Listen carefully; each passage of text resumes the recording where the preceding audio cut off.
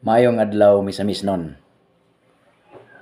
Misamisnon ako si Suaner Alex, milansad pagka Vice Mayor sa Osami City.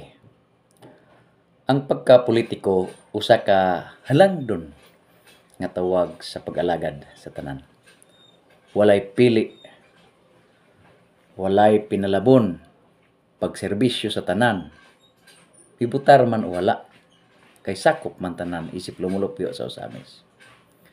Kitang tanan magtinabangay sa pag-ampo sa usag-usa nga ang tanan mamuno ning dapit, walay pihig-pihig.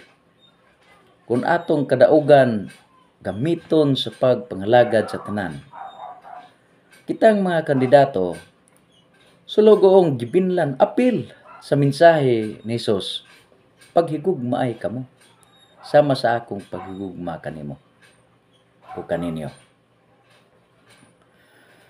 Higugmaa ang inyong mga kaaway. Kaysa politika, dili tanan katubang nato masaligan o traidor nimo. Buhing hagit kanato ang pagkamaalagaron sa tanang tao. Bisan pag bukti niini ang pagtraidor.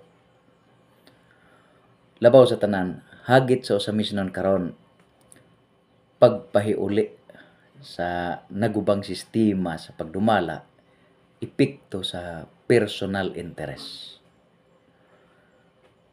Una, iuli ang iya sa kulturang indigenous. Ikaduha, iuli ang relasyon sa pamilya nga pagan sa pagpamulitika. Ikatulo, tarungon ang kinaiyang hiyas niini.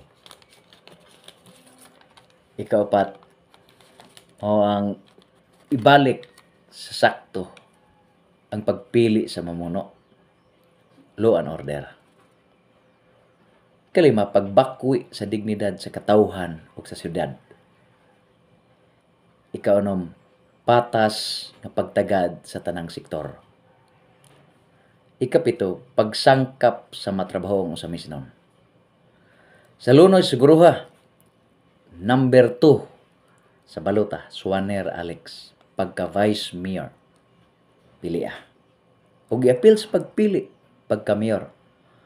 Number 1, dalaw raw ulit. Daghang salamat.